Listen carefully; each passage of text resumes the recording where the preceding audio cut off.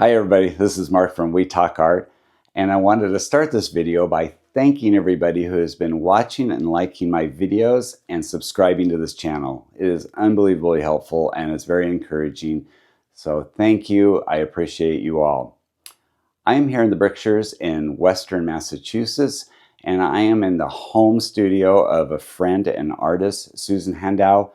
We are going to start this video by Susan showing my wife Debbie a little bit about how she starts a panel and does some of her techniques. Then we're going to sit down and talk about her art, inspiration, her technique, and a little bit about how and where she sells her art. I think this is going to be a great video, so let's roll the intro and get into it.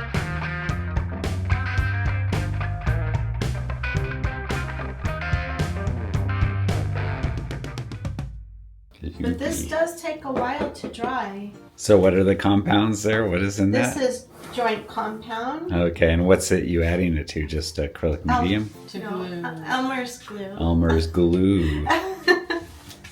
So I already have like 3 layers of paint on here. And how many layers would you say a panel like that would, a finished panel would have?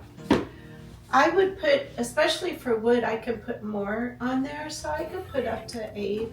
Because the more layers you have, then and then when you start pounding it and scraping it, it comes through, like here. So you can see, the different colors that I have under there in these circles. And then I also have graphite on here too, with pencil. I notice a lot of people that are using graphite into mixed media. It's kind of fun. I like it. I also have loose, well, I got it from your shop, the loose graphite I have. Yeah, the graphite powder. Oh, that stuff. That stuff is amazing because you rub it on the painting and it gets this like a metallic shimmer. Yeah. I don't know if you've ever noticed that. Yeah. It's the coolest thing. And you just put it on. This is just a demonstration panel. Right. Which I'm gonna put this baking soda on here. And what does that do? It gives it another kind of weird texture.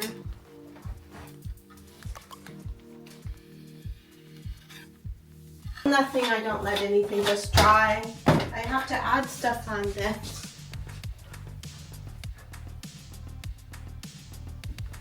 This one, that one, has a nice pattern.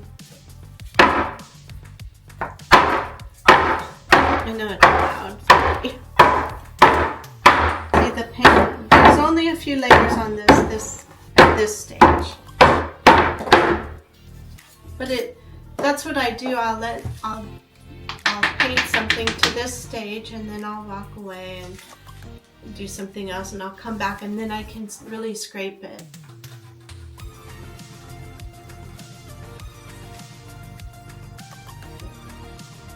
So it's basically dry brushing with your hand. Mm-hmm.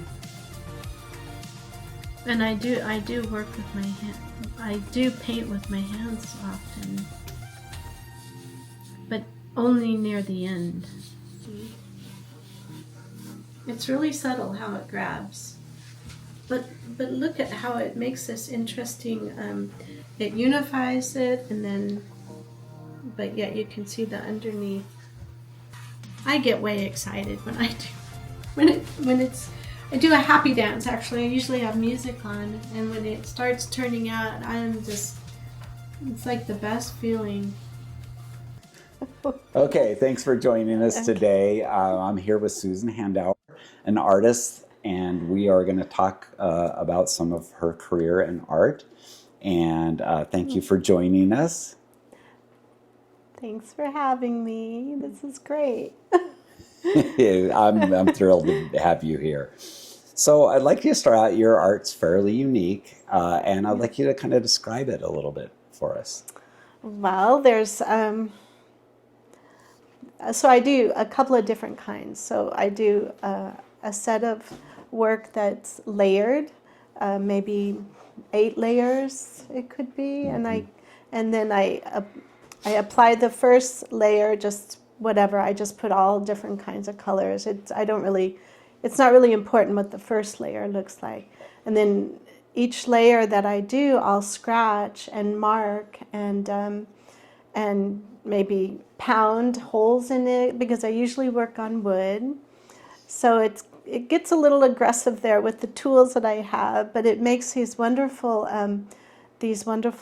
marks and scratches. And I think, and then the under layers come out, so you can see all the different layers. And I'll apply sometimes salt or graphite, ink, alcohol ink, and pigments. So it gets kind of out of hand sometimes. It's like cooking. You're just putting all these spices in and mixing it up and mixing it up. But at the final stage is where I start paying a lot more attention, and I try to bring the painting more unified into the finished creation. And it's a lot of fun along the way. So that's kind of the gist of that that style that I do. And you've been working on some pre-made panels, but you have also been working on some kind of found panels too, oh, right? yes. So we moved into this old house, and much to our surprise, there were these, down in the basement, there were these, I think it was part of a wooden floor, there were these wood slats that have a groove in it. And they're really old, and I have to sand them down, clean them up, and then, yes, I've been working on those. So I want to do a series of those panels. So I'm excited about that. And the old wood is the best to use. It has all these old wormholes in it, and different insect holes, and then just the heaviness. It's real wood, and it's very heavy, and just wonderful to work. And you can get really aggressive with the tools, and it doesn't, it just makes it look better.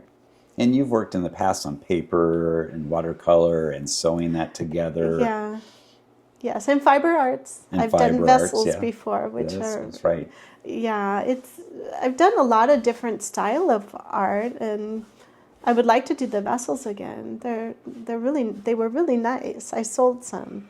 So I should have saved a couple, but... Hopefully you have pictures of them. Yes, I have. Show some of those Yes, off. I do have photos of my early work. I was smart and did that because I'd apply to art shows.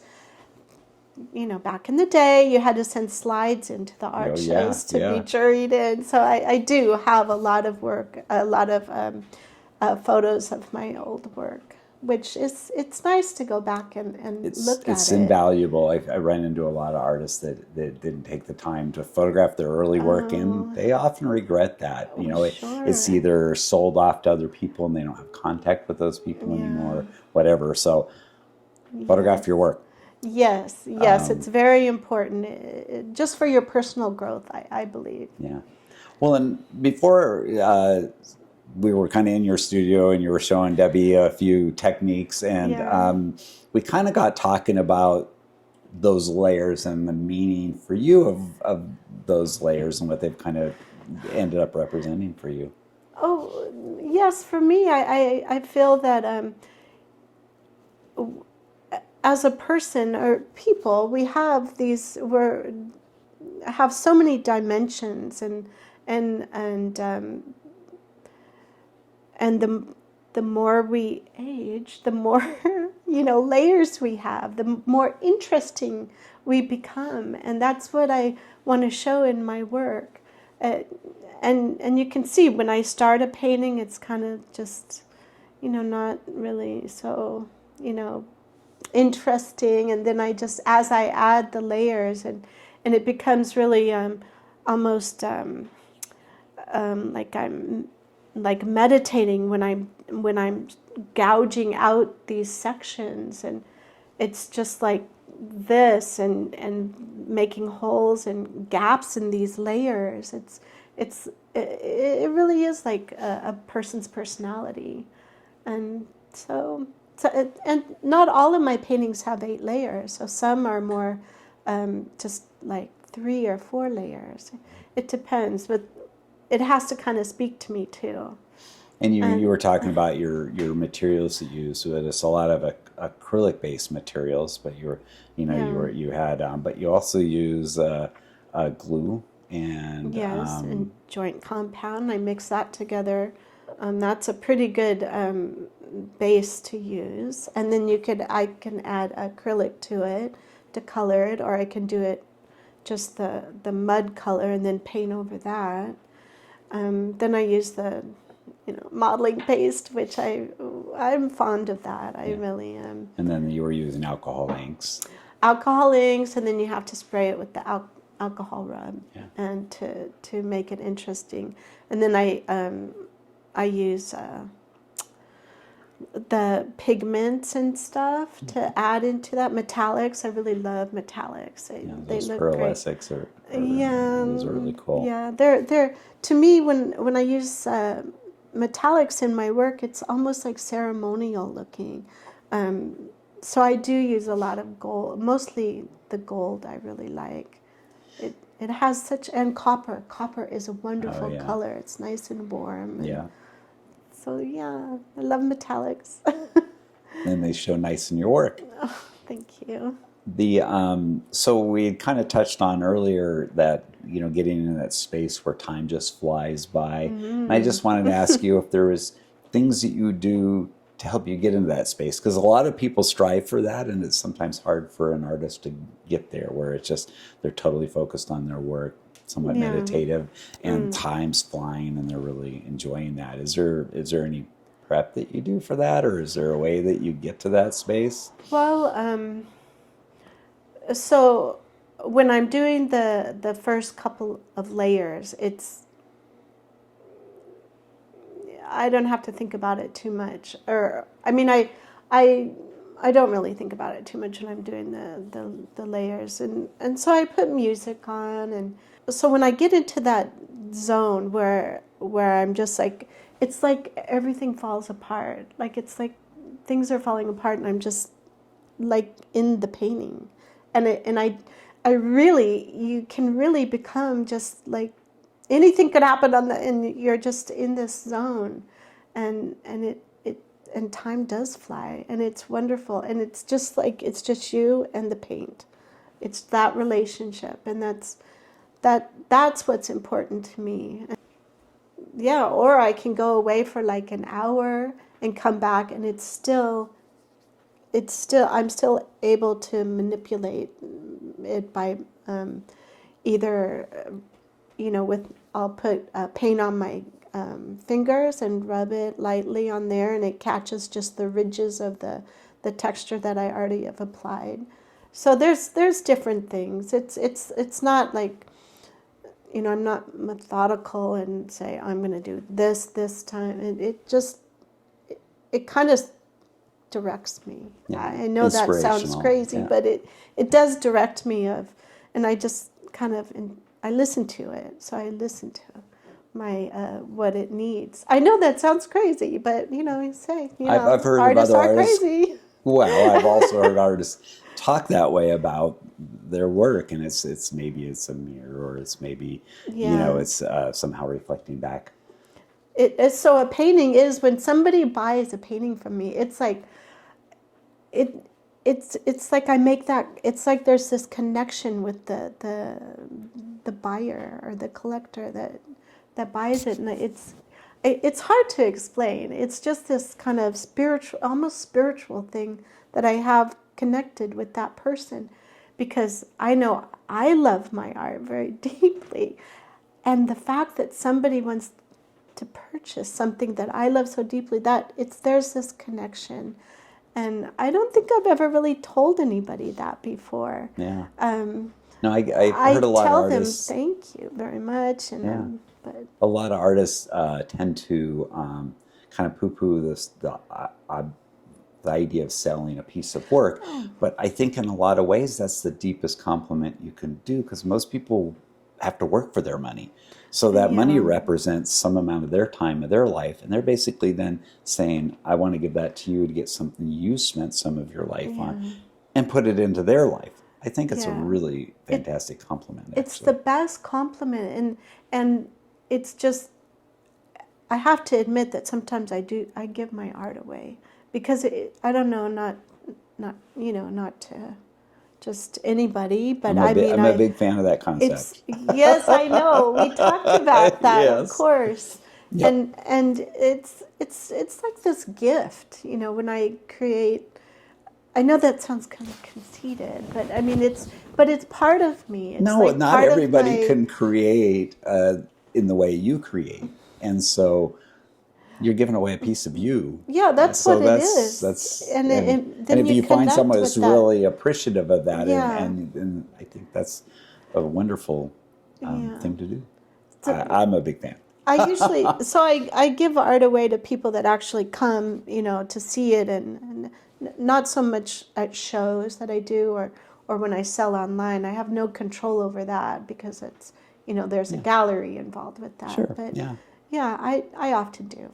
I'm like, here, take a piece of work, take a piece of art, and people come to my house because it's I don't know. I just like doing that, Yeah. and it makes you feel good. It sure does. Yeah, Yeah. so So, one of the other questions I had is that your husband is yes. an artist too. Hey, And so, what is it like living with a husband that's an artist? And do you get like synergy from that? oh my gosh, yes, and he, since meeting me, he became an artist. So he started doing work with me, watercolors, and then he would cut them up, and I would do the sewing. I would sew it for him, and he actually has sold most of those pieces, except a couple that I said no, these are not for sale because they're so nice, and just what's so, and it's so joyful living.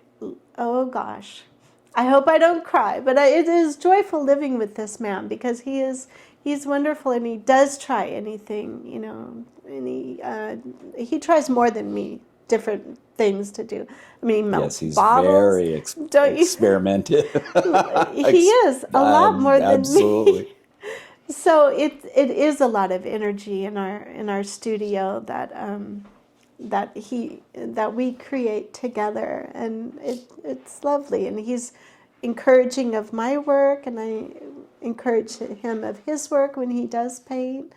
So it is wonderful. I know a lot. There's famous couples that Oh are yeah. both artists that they had trouble, or they have to have their own separate studio. I understand that, but we work in one studio, and it's Debbie and I work in yeah, one studio you too. do. It's great, It and is. and you create this Yeah, it's energy, and like, what are it's you working on? yes, yes, yes. A few times I'll be working on some not boring piece, but just a piece that I've been working on for like maybe weeks, and then he'll sweep into the studio, and he'll like start a painting and finish it like in lightning fast, like in about less than an hour. And it's like, my God. And so he has this in him, all this creativity, and I'm excited to see what else he'll produce when. So I was curious. You've lived in a lot of diverse places, and this time meeting you, I actually heard about more places that you've lived in your life, and I was just curious if how those, or if any of those, have influenced your art in any way. Well, definitely when so we lived in Hawaii for a year, and I started doing more floral and greens and vibrant colors of work, and that was different. I liked that, and then living in living in Reno, I wasn't too. I was always busy doing different paintings to go into different shows that they had, like theme shows. So that I was really busy doing that. But moving to the Berkshires, I had more time. There were no shows that I had to do a certain style of work for, or a certain theme, and so moving here, I was able to really like slow it down and relax and be just with myself. No time schedules to follow. So it's been really nice to do that. And where else? Let's see, I lived in Florida where I did encaustics there. That was, Didn't even know that. And oh, you were yes. in Germany for a while. Lived in Germany, our first year of marriage, and I worked mostly on the watercolors there and the sewing. And yeah, that was kind of nice. I lived in Reno at one time during college. I lived in a really a small space. It was one of this old Victorian homes there, but I lived kind of under the house, like in Oh, their little one room basement, and I would do art there. I would get, because there wasn't much space, so I would do my art on my bed, and I would sew on the bed, with the sewing machine and everything. And it's like when you're an artist, when you have this desire in you, this fire, you can't, your space, or really your place that you live, it doesn't matter. yeah. It's because you create your own, like environment with your work. Yeah. So that's that's what happens, really. But Hawaii did influence me with the beauty. It was so beautiful there. It is a pretty place, isn't it? Yes, it's gorgeous. Yeah. Yeah. A lot of, in color, like you said, that's definitely something comes to mind when I think of Yes, times when I've yes, been in Hawaii. yes. That's a really good question, though, to ask artists if they're Yeah. influenced by their surroundings and environment. Yeah, their place and so forth. Yep. Yeah. Yeah. Well, just to go, when I first moved to this house, the backyard wasn't done. Oh, yeah. So I have my studio looking out into the backyard, and I could not really do my work until I got that backyard looking nice. Yeah, yeah. So I guess in a way that was I couldn't create without, because I would look out that window and this wild kind of thing that happens to me, that I don't know about other people, but that I have to have everything like looking just perfect before I can go in to do art. I don't know why that is. When I was in school, I had to, before a term paper was due or whatever, at the house I had to perfectly clean it. I mean, I had to get everything perfectly in order. So, I'm not sure what kind of disorder that is, but that's that's part of that. Maybe that space to get in that zone we were talking about earlier is you need a certain amount of that order kind of together. Yeah, to start, but then when you get into the zone, things like I said, just kind of like it falls away. Yeah. That it's kind of. But that's your requirement to get into that zone. I suppose Fair you're enough. right. You're right. Or one of those things. Yeah, you're right.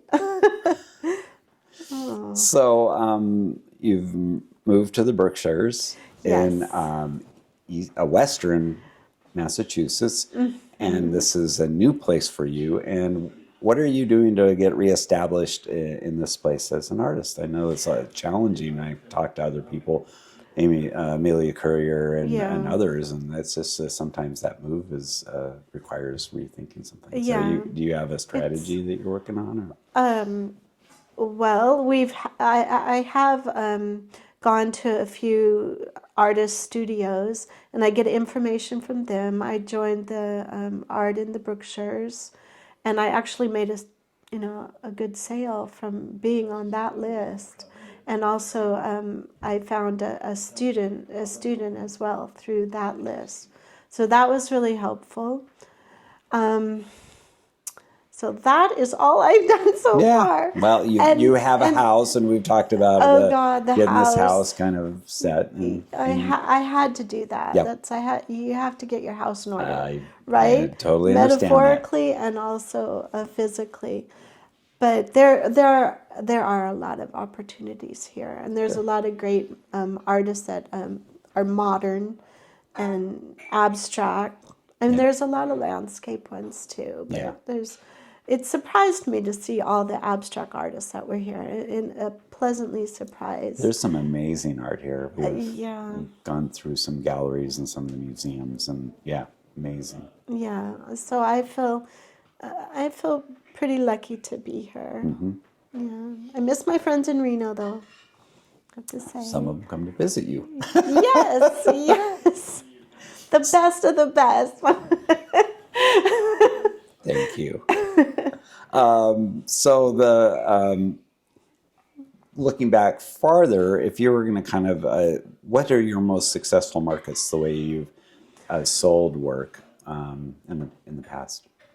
So I think I did some outdoor shows, but some really top shows, like the Beverly Hills Art Show there in the gardens. And those are really successful because you get to talk to the people. They come to you and they want to know about your art. They want to know what the style is and why you did this. And, they really are interested in the artists. And it's such a, it is a joy to talk to them. So those are successful, venues for me. But the top selling ones for me would be the galleries, the online galleries. Yeah. And because they're international.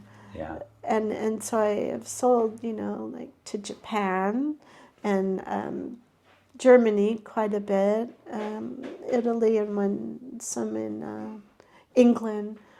So Wow. a few in America. So that's that's pretty impressive, though. Yeah, it's the one to Japan I felt so honored by that.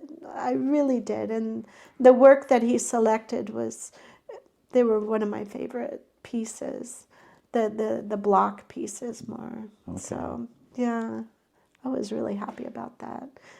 I wrote him a nice letter on one of my handmade cards. And so. That's awesome. Yeah, I thought so. Having that personal connection with your buyers, I think, when I've talked to other artists, that's definitely a very advantageous, and then treating them right. And because it ends up, often people will buy other pieces that you make they watch your career, watch your website, things like that. Yeah, that's the one collector in Germany has bought several big pieces from me. So that's really nice. That is nice. And sometimes the people will send me pictures of where they place it in, and that's quite lovely too to see. That is exciting. Yeah. Yeah. It really is. Where can people see your work? Well, so I'm on the 2 online galleries, Singular Art and also Saatchi. So those are the 2 that I'm on. I have my website. And do you social media? Yes, Instagram and of course my website, like I mentioned. Those are the 2 so far that I've done personally. I will put links to all those sites in the show notes below, so you can go on and look at some of Susan's work, which is worth looking at. So these are the 3 questions that I ask all the artists that I warned you about. Oh, yes. Oh, boy. So, so the first one is, what bit of advice would you give to a new artist? So this is just to have fun, of course. It has to come from your heart. There are no mistakes, well, at least in abstract art.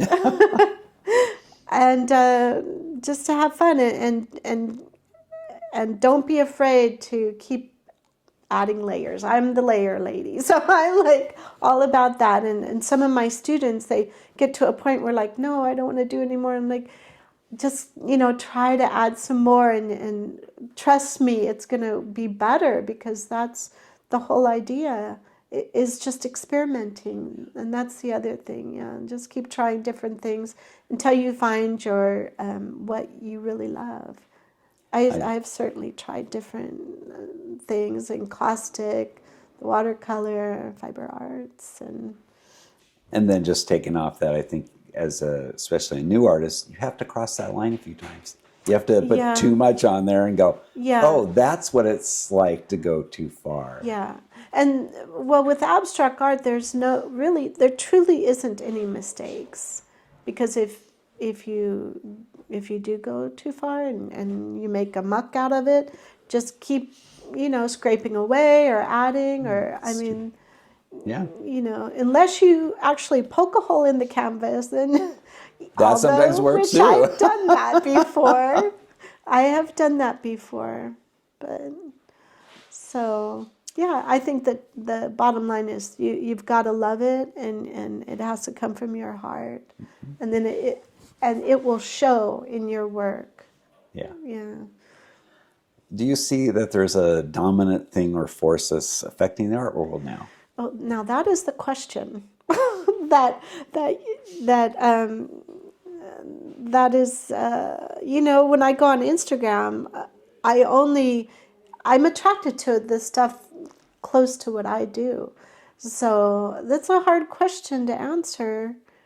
I think a lot of people like a lot of colors and more graphic stuff.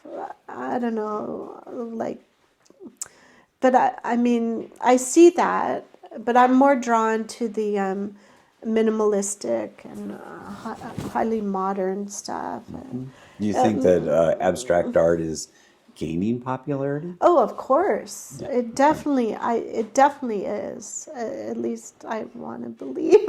I want to believe that it is. Yeah. Of course it is. Okay. Yes, and so yeah, modern minimalistic work. Yeah. But so that's my answer to that question. And to answer your first thing, do what you like and have fun with it. What is an artist that you follow that influences you, either contemporary or a past master, that you would say, check this person out? Well, I like Rothko, of course. He influenced a lot of my more blocks that I've done in color fields. So I like a lot of the pre-Raphaelite work. I could never do that. I really appreciate anybody that can paint like that or draw. It's amazing. So Yeah. Okay. that's a short answer. We'll go with Rothko. That's a good one. I mean, there's other artists, of course, that I follow on Instagram that influenced me, but you know, that's the one that I really like. That's good. We'll go with that one. And it's so people would probably think of that. Oh, it's so simple, but really, it's not. If you've ever tried to paint something like that is in oil, it's it'd be difficult. And that's why his work is hanging in places. Of course. Famous museums and such. Yeah. Yeah. And you should be able to find him online. Very famous artist. So do that. So that's kind of wraps up this. Thank you so much for answering my questions. And well, there were some everybody. doozies there. I know. I have to keep it a little challenging. Yeah, and yes. So I would highly recommend checking out Susan's work. I will leave all the links to her websites in the show notes below. And we really appreciate you watching our show today. If you want to comment on something that Susan said, leave it in the comments below, and I'll make sure Susan's aware of it, and she can write you back, or I'll write you back. Also, what's below is all those buttons where you can show your love. That really helpful like button and that subscribe button are down there. Thank you, and go make some art.